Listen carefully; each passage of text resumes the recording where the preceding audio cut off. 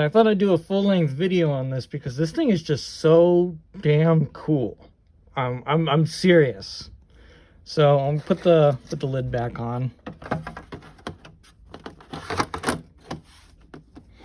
So I don't even know how familiar you are with the brand Brother, because it's not so much a household brand name anymore. Me sounding nostalgic about printer brands. But yeah, if you know Brother today, it's probably because they make your printer, or they make a printer that you're familiar with. Before they made printers, they made typewriters. And not that I'm some sort of expert on Brother typewriters, but I think they're decent. I've had a few before, and I thought they all worked fairly well. But this one just blows everything out of the water.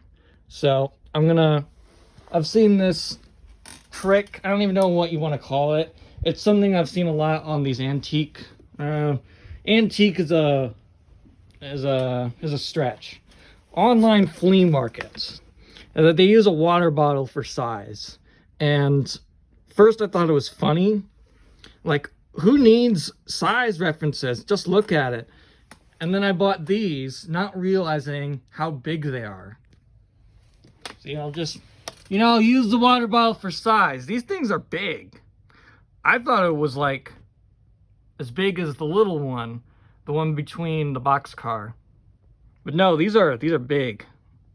They're big boys. So we'll do more scales. I guess it's also nice that I have the laptop behind it. This is the size of a laptop, and this laptop is old. It's actually pretty big. It's my Monster. So yeah, it's small. It's compact. So let's do a quick overview of some of the things that I've figured out. So the first thing is that it does work. I'm going to switch this over to Cal. Now watch this. I'm going to do 6, 7, 8, 9 minus 5, 6, 7 equals. Oops, that was the wrong equals button. Okay, I guess it still worked. So, as you saw, it performed a calculation. Now watch this.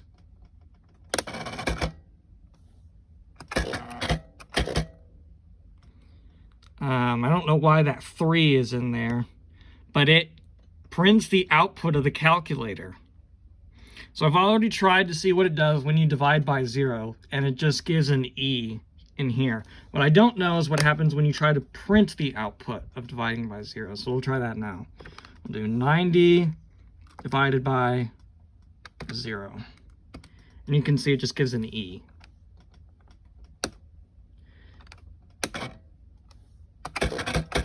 Oh, so it does print the output. It just prints E. That's not too exciting, actually.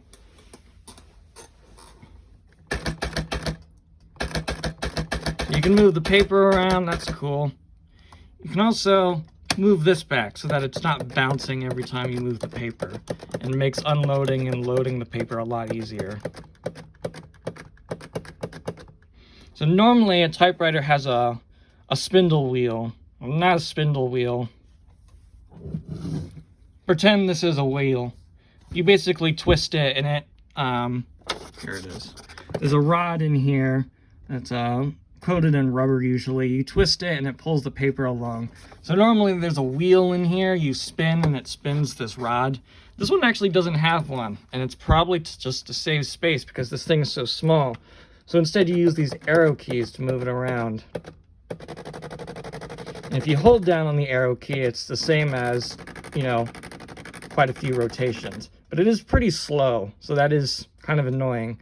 But if you're using this, is smartly a word? I guess I'm not very smart because I'm using smartly. If you're using this wisely, you would not, you would start at the top of the paper. You wouldn't be screwing around with this. I guess you can also use the return key It's still called the return key on most of the typewriters because one function of the return key is to go back to the left. So I'm gonna, oh, I'm still in calculator mode.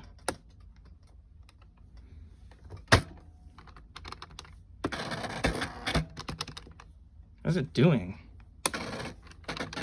Okay, so the CP mode, it seems, allows you to type it in memory and then print it onto the paper. And the DP mode the DP mode just spits it onto the paper automatically. There's no error forgiveness.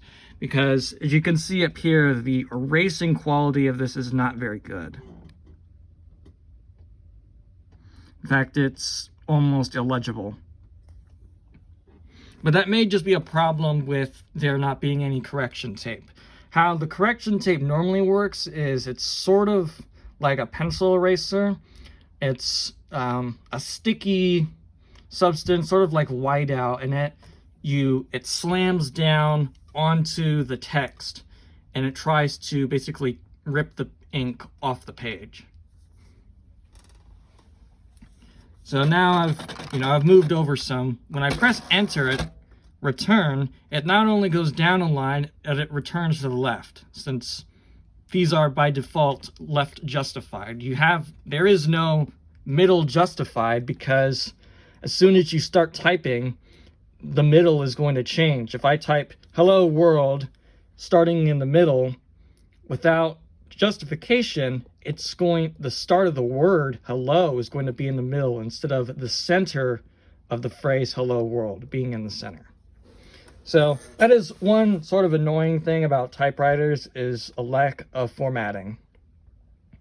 But on some of them you can get, I think that's what this is, you can get different line spacing. Some even let you do different font sizes. So it looks like on this one you can actually set where the left and right margins are. And that basically tells the printer, the whatever, when to drop down to the next line. I think in Word, the normal margins are 1 inch on the left and the right, but it might be 3/4 of an inch. I don't quite remember. So the last thing I wanted to say about it is that this is actually not a real, the original charger. This is a sort of a problem when you go to Goodwill, is that people are just throwing out their stuff, and they're never considerate enough to throw out the power cord that went with the device. Fortunately, there aren't that many designs of power cords out there, and this is basically before Apple and just laptops came around. There really aren't that many. There's maybe 5 to 10, and most of them are sort of country dependent. And that's because the inputs, I'm gonna have to unplug this. The inputs are dependent on the country as well. So this says input 120 volts, 60 hertz, 72 milliamps. If it was 72 megaamps, I'd be very concerned. So this is intended for use in North America, because at least in the United States, I don't know if it's true in Canada and Mexico, but it might be, we have 120 volts from the wall outlets, and it's at 60 hertz. So if it was for Europe, it would be, I think Europe is 240 volts at 50 hertz. And it depends, it may even depend from country to country. So then you go to the output. This says output 6 volts. And you can see if it's AC or DC current by the squiggle line. So if it's a squiggle line, or sometimes it's a, I think it's mostly a squiggle line, it's alternating current. I have a voltmeter over here. You can see what the notation they use. You can see there's a squiggly line for the alternating current, and there is a dashed or a solid straight line for the direct current. And it looks like they do the same thing over here for current directly. It looks like you can't measure alternating current, the strength of alternating current with that device. So this becomes sort of the game of you have to match. It's pretty easy to match the input because most of these things are going to be, you know, from the United States. If you're throwing out something from Germany or whatever, you're probably throwing out something that's, I don't know, your grandmother's or whatever. You just don't see them very often at Goodwill. So let me go ahead and take this out. So there's really 3 things you need to look for. You can sort of, like I said, you can sort of skip over the first one because the inputs are basically given. Unless it's something like a washer or dryer, those will have increased voltages, but they also have specialized sockets. So they would not plug into something like this. If you tried to do that, you would not have enough power to run your washer. Go ahead and flip this over. Do want to be careful with that because you know that this is small. There's going to be a lot of small parts into this package. You want to be careful with it. And for even more portability, you can run it with batteries. So you want to look for something down here. There's going to be the input and the output. So this says DC 6 volts, 6 watts. So it doesn't actually include the current. Let's see, what is the equation for watts? I want to say it's IV, the voltage times the current. So the voltage is 6 volts.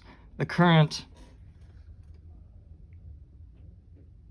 is 1/2 if we're using amps.